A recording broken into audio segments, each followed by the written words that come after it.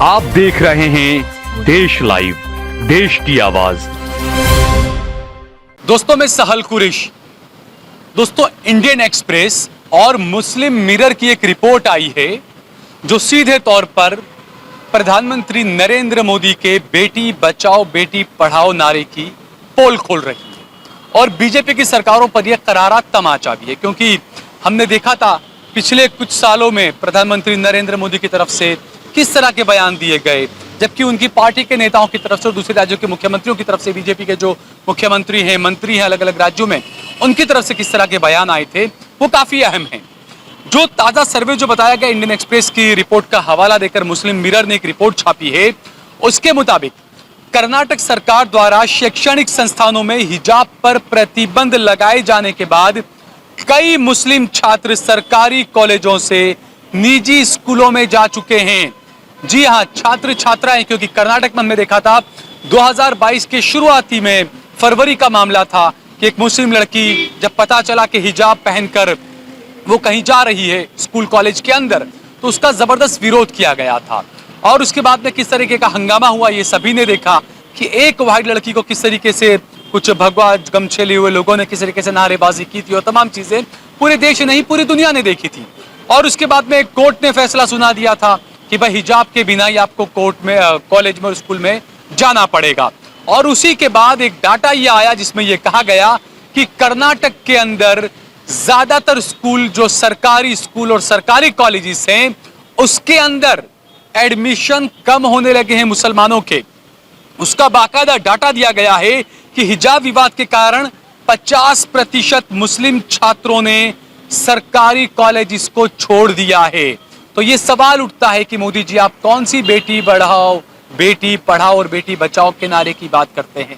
क्योंकि दूसरी तरफ आप देखिए, कुछ हिंदू संगठन नफरत फैलाने के लिए मेरे हिंदू भाइयों को उकसाते हैं, घर घर जाकर कहते हैं कि हमें बेटी बचानी है मुसलमानों से, लेकिन हकीकत देखिए कुछ और है।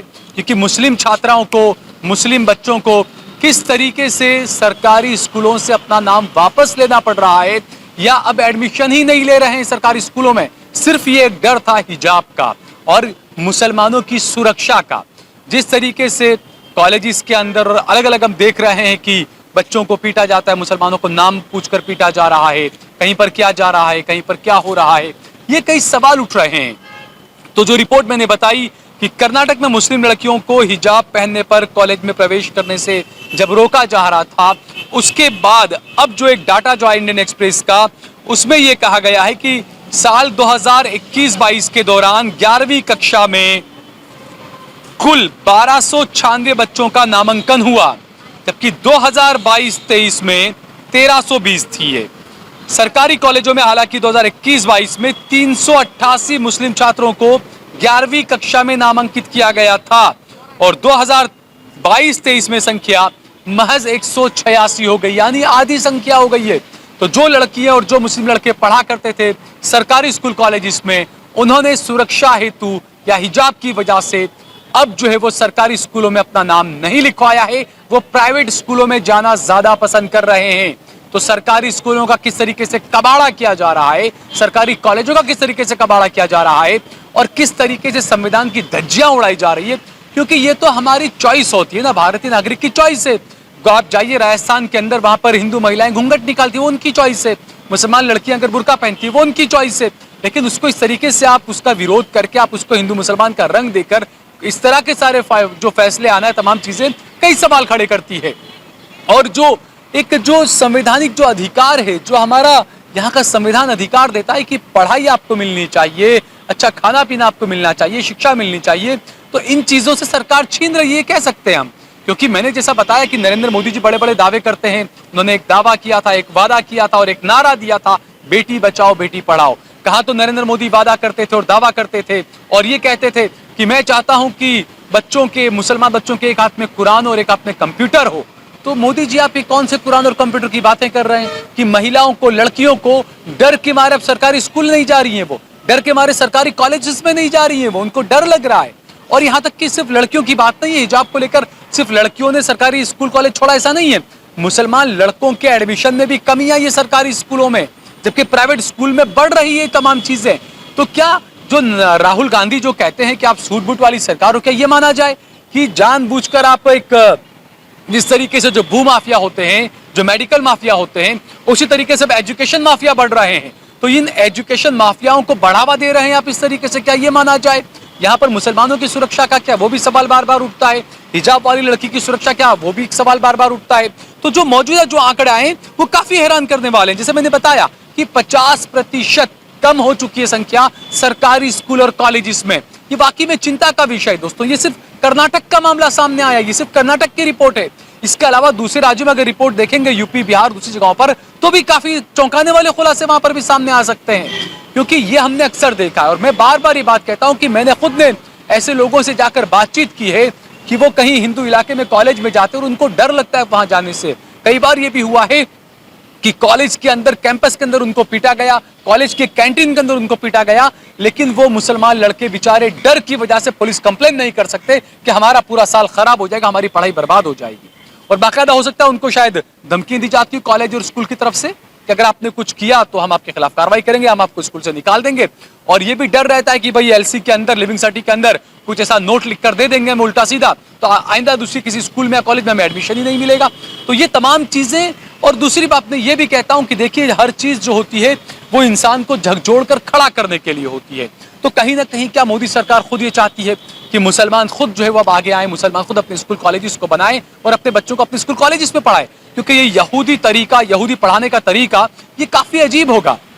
एक आलिम साहब ने, एक मौलाना ने बहुत अच्छी बात कही थी कि स्कूल्स के अंदर जो पढ़ाया जाता है बच्चों को, जो एग्जाम्पल दिए जाते हैं, वो इतने घटिया किस्म के एग्जाम्पल होते हैं जिससे बचपन में ही बच्चों के दिलो दिमाग में वो चीज आने लग जाती है।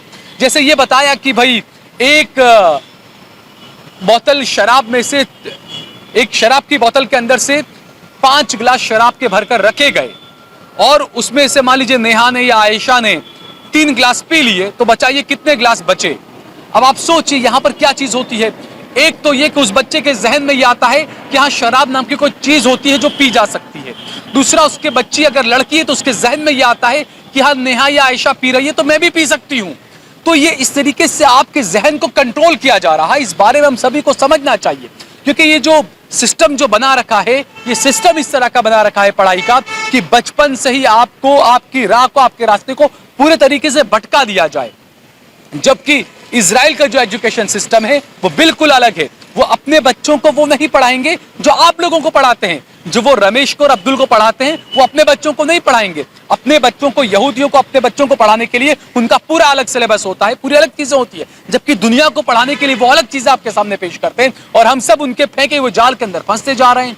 और यहाँ पर मोदी जी जो बड़े अपने आप को हिंदू सम्राट बताते हैं, ये खुद भी हिंदुत्व के साथ में कहीं ना कहीं खिलवाड़ हो रहा है।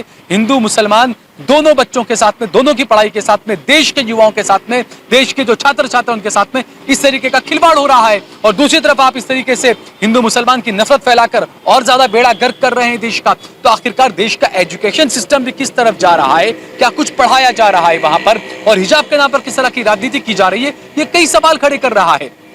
दूसरा, जैसे यहां पर मानिए कर्नाटक में और कई जगहों पर जब हिजाब को लेकर विवाद हुआ कि स्कूल के अंदर या कॉलेज के अंदर मुसलमान लड़की हिजाब पहनकर नहीं जा सकती, आपने विरोध किया, वहां पर वो लड़कियों को मना कर दिया, हिजाब पहनकर नहीं आएंगे। स्कूल के और कॉलेज के दरवाजे के बाहर ही, गेट के दरवाजे के बाहर ही उनसे हिजाब उतरवा लिया जाता है। वो लड़कियां क्या करेंगी आप सोचिए? क्या ये लड़कियों की सुरक्षा है? क्या ये संविधान है ये कि वो अपनी चॉइस के मुताबिक कुछ पहन नहीं सकती है? दूसरी बात कि अभी हाल ही में ब्रिटिश एयरवेज ने, इंग्लैंड की जो ब्रिटिश एयरवेज है, उसने अपनी जो एयर होस्टेसेस होती है उनसे कह दिया कि आप निकाब पहन सकती हैं, आप हिजाब पहन सकती हैं। आप सोचिए, तो अब जो लोग जो बायकॉट करते हैं बार बार, क्या वो ब्रिटिश एयरवेज का भी बायकॉट करेंगे? अब आप इंग्लैंड जाएं तो ब्रिटिश एयरवेज मत जाइएगा, बॉयकॉट करेगा उसका कि नहीं नहीं भाई, इसकी तो एयर होस्टेस हिजाब के अंदर होती है, हम यहाँ पर नहीं बैठेंगे हम। तो ये जो दोगला चरित्र, दोहरा चरित्र जो है देश के राजनेताओं का, कुछ मेरे सीधे साधे भोले भाले हिंदू भाइयों को वर्गलाने वाले कुछ हिंदू संगठनों का, उन सभी के खिलाफ अब जो है वो देश को एक होना पड़ेगा। हिंदू को या मुसलमान को या सिख या ईसाई को नहीं, देश की जनता को एक होना पड़ेगा, देश को एक करने के लिए एक होना पड़ेगा और इन तमाम साजिशों को जो है वो नाकाम करने के लिए खुद ही एक कोशिश करनी पड़ेगी। अगर आपको ये वीडियो पसंद आया तो इस पर कमेंट करें, इसे लाइक करें, इसे ज्यादा से ज्यादा शेयर करें। अगर आपने हमारा चैनल देश लाइव सब्सक्राइब न किया तो हमारे चैनल को जरूर सब्सक्राइब करें। कुछ लोगों को हमारे नोटिफिकेशन नहीं मिलते हैं वीडियो अपलोड करने के और इसी वजह से हमारे व्यूज काफी डाउन हो रहे हैं। तो मैं लोगों से ये भी अपील करूंगा कि आप लोग जो हमारे चैनल को एक बार अनसब्सक्राइब करके दोबारा सब्सक्राइब करें और बेल का बटन जरूर दबाएं। ज्वाइन बटन दबाकर भी आप हमारा ज्यादा से ज्यादा सहयोग करें। आप देख रहे हैं देश लाइव, देश की आवाज।